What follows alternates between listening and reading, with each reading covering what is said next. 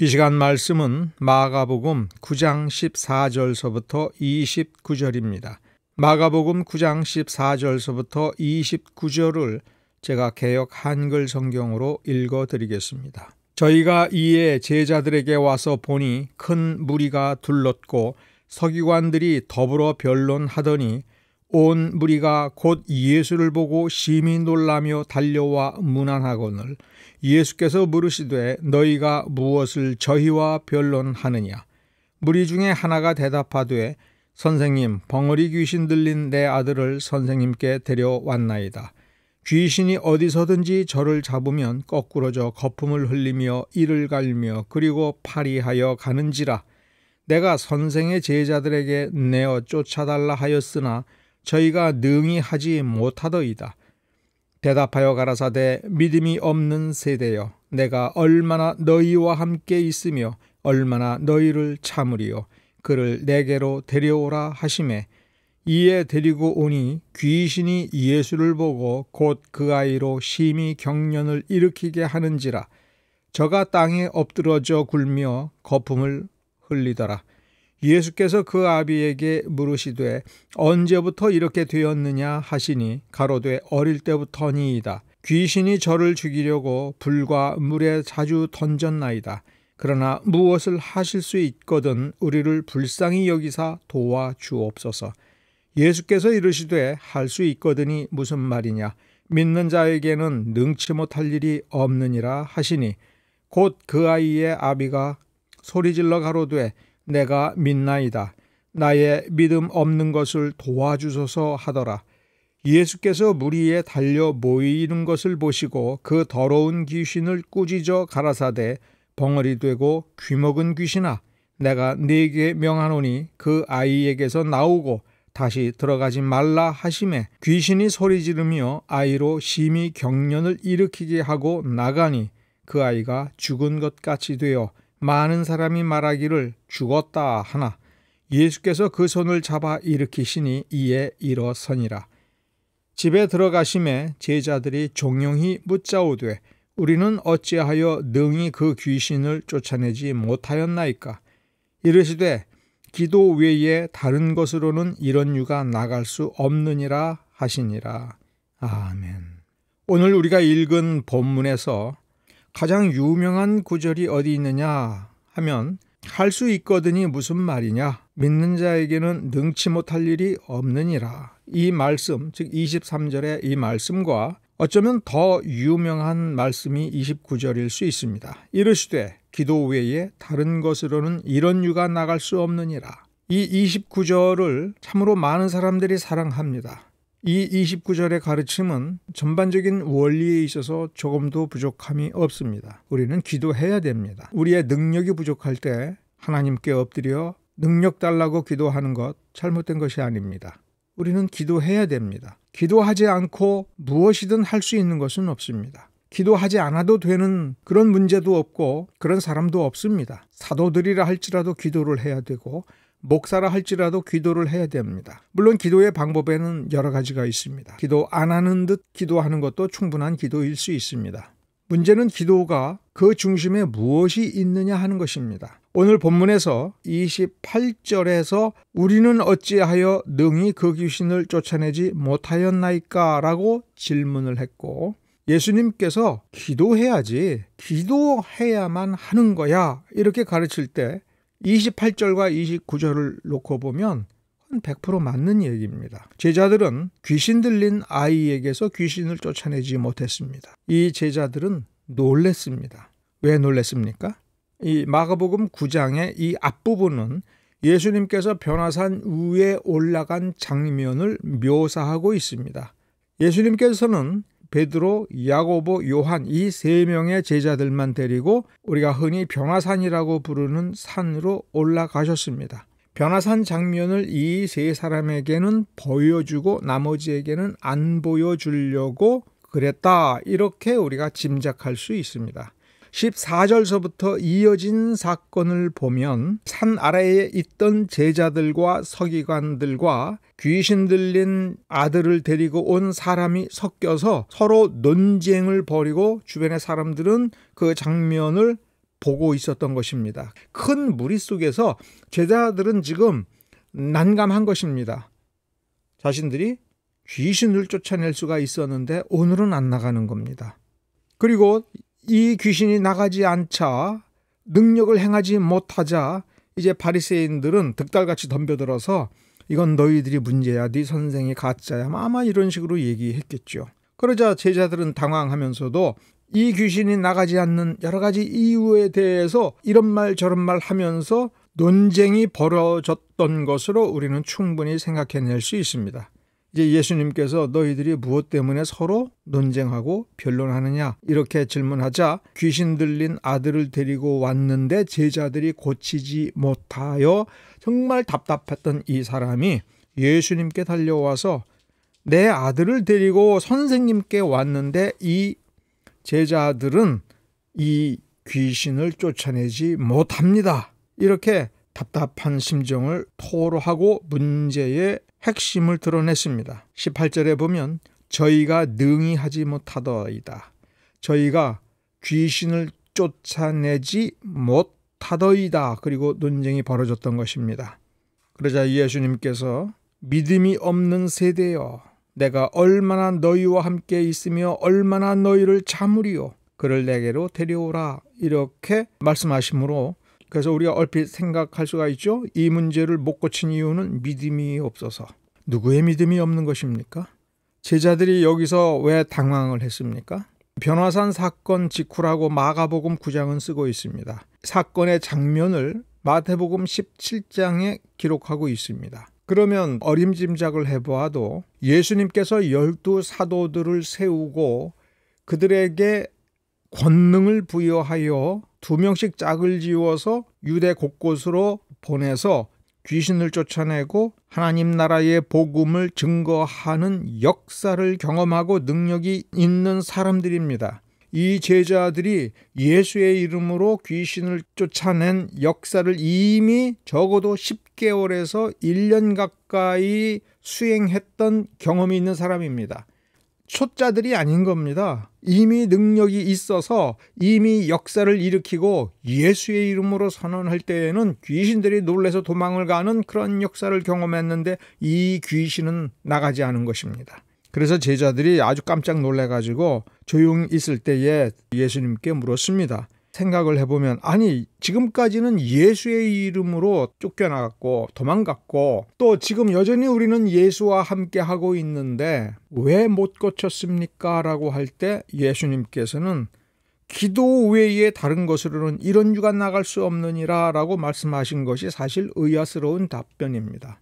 왜냐하면 지금까지 너희들 내가 예수의 이름으로 귀신을 쫓아내고 병을 고치고 또 어떤 이적을 행할 수 있는 권세를 주었지만 기도하지 아니하면 이 능력은 나타나지 아니할 거야 이렇게 가르치신 적이 없습니다.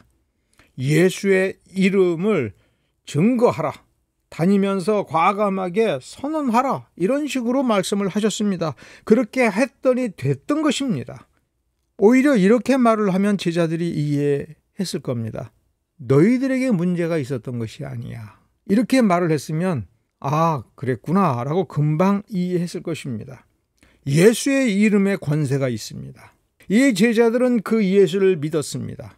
이 제자들의 믿음이 1년 전에 지금보다도 더 예수를 몰랐을 때에도 이적은 나타냈고 귀신을 쫓아냈습니다. 예수께서 택하신 이 제자들에게 직접 예수님의 권능을 위임하여 그 이름으로 이적을 행하게 할 때에 사탄인들 제자들이 못 이기겠습니까? 원리적으로 이길 수 있는 겁니다. 원칙적으로 이길 수 있는 것입니다. 그러므로 기도 외에 다른 것으로는 이런 유가 나갈 수 없다라고 말씀하셨을 때 사실 이 제자들은 한 가지를 더 물어봤어야 됩니다. 무엇을 기도해야 됩니까?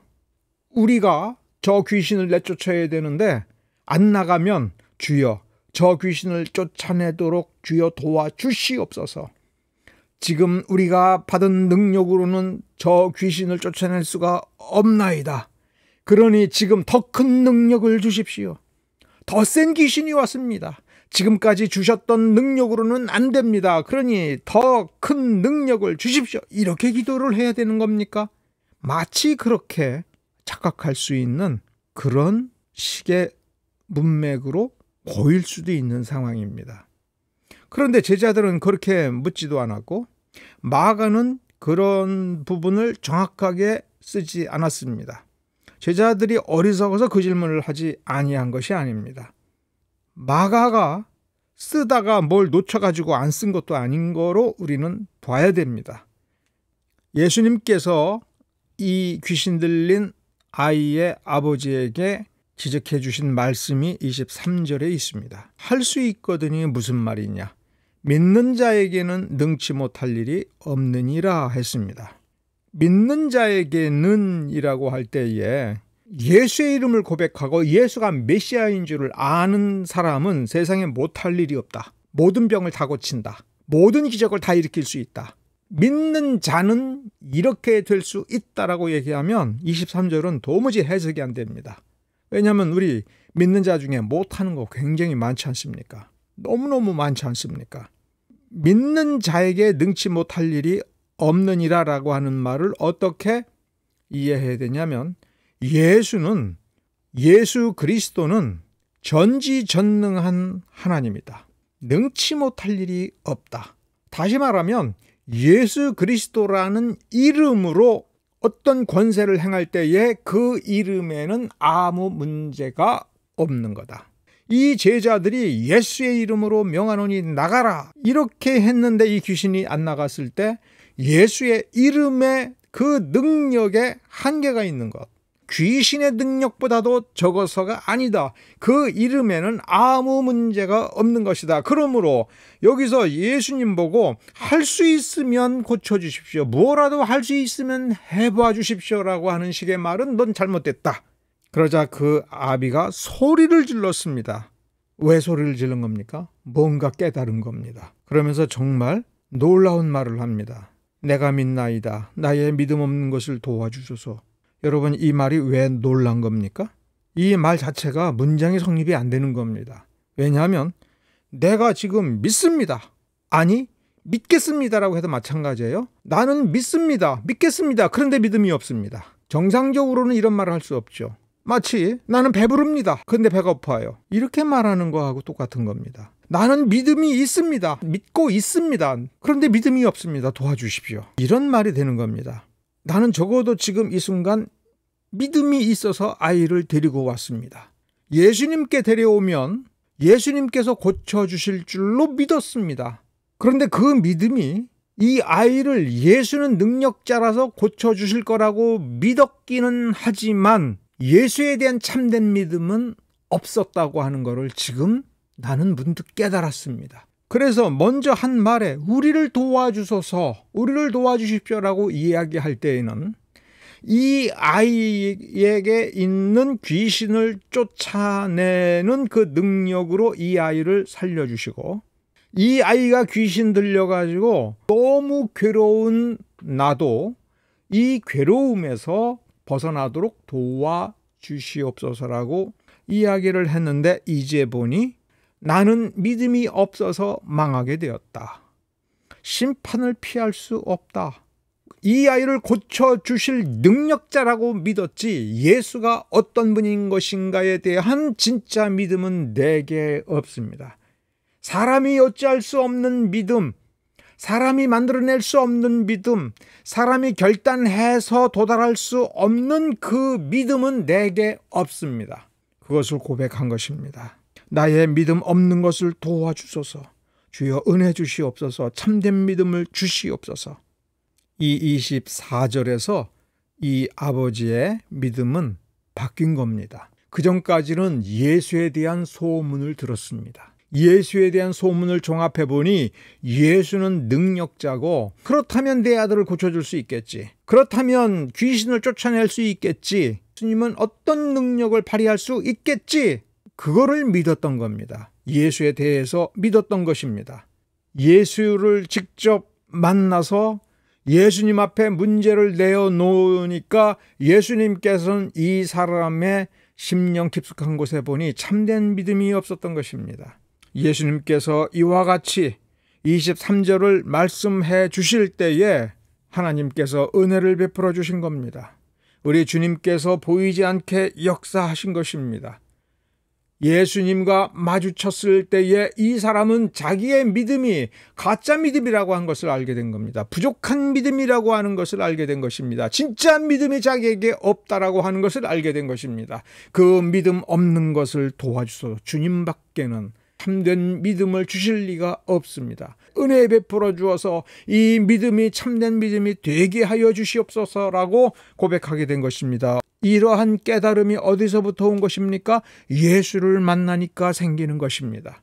사실은 23절에 보면 예수님께서 그를 주목하여 말씀을 주시고 지적하여 그의 심령에 찔림이 오도록 만들어 주심으로써 하나님께서 보이지 않게 은혜를 베풀어 주심으로써 이 사람은 자기의 실체를 알게 된 것입니다. 예수님을 만나서 직접 자신의 문제를 드러내고 직접 자신의 깊은 것을 드러내면서 하소연하고 주님의 음성을 들었을 때에 그는 자신의 믿음의 그 실체를 알게 된 것입니다. 그래서 바로 그 순간을 놓치지 않고 예수께 엎드려서 내 믿음 없는 것을 도와주소서, 내게 믿음 주시옵소서, 이 잘못된 믿음, 이 부족한 믿음, 이 엉터리 믿음을 고쳐 주시옵소서, 그렇게 하소연을 했던 것입니다. 우리는 성경을 읽으면서 내 믿음이 얼마나 부족한지를 알아야 됩니다. 이 성경을 읽으면서 어떻게 하면 내 문제를 고칠 수 있을까? 어떻게 하면 내 아이의 문제를 고칠 수 있을까? 어떻게 하면 우리가 부딪히는 문제를 능력 있게 넘어갈까? 왜 능력이 부족한가? 왜 능력이 일어나지 아니하는가? 그것만을 생각하면서 능력만 주어지고 문제만 해결되면 다 된다라고 하는 사고방식을 버려야 됩니다. 뭔가 안 된다라고 생각할 때에는 왜 안 된다라고 따지기 전에 먼저 왜 안 되는가 그 이유를 찾기 전에 먼저 기도해야 된다. 신자는 기도하는 사람이에요. 기도를 통해서 예수와의 만남, 하나님과의 만남 속에서 하나님의 음성을 듣고 하나님이 주시는 양식을 먹으며 그 영혼의 힘을 얻고 그 영혼이 주의 품 안에서 잠잠하게 있음으로 해서 믿음의 본질을 회복을 해야 된다. 문제를 따지고 분석한들 해결 방법을 찾았다고 해서 능력이 생기는 거 아니다. 그건 이해하는 거다. 믿음은 이해를 당연히 하는 것이기도 하지만 믿음 속에는 나중에 믿음이 따라오는 것이기도 하지만 하나님과의 그리고 하나님의 말씀의 가르침으로 되돌아가는 것, 그 하나님께 의지하고 예수의 이름을 의지하는 그것에서 믿음이 살아나고 믿음이 시작이 되고 믿음이 능력을 얻는 것이다. 이런 식으로 이해를 하는 것이 훨씬 더 나은 것입니다. 우리의 문제는 어디서부터 시작이 되는 겁니까? 하나님에 대한 믿음, 하나님이 나와 함께 하신다라고 하는 그 믿음, 믿음이 제일입니다. 여러분은 예수를 만나셨습니까? 지금 이 순간 만나고 계십니까? 그 예수님께 무엇을 구해야 되겠습니까? 내 아이가 아프니 주님 딴소리 하지 말고 빨리 이 아이를 고쳐달라고 말씀하시겠습니까? 주여 우리의 믿음을 고쳐주시옵소서. 우리의 믿음 없는 것을 돌아보아 주시옵소서. 우리는 아직 장성한 분량에 이르지 못했습니다. 채워져야 됩니다. 자라나야 됩니다. 그 믿음을 주시옵소서. 나의 믿음 없는 것을 도와주시옵소서. 우리는 그렇게 우리 주님께 말씀을 드려야 될 것입니다. 기도하겠습니다.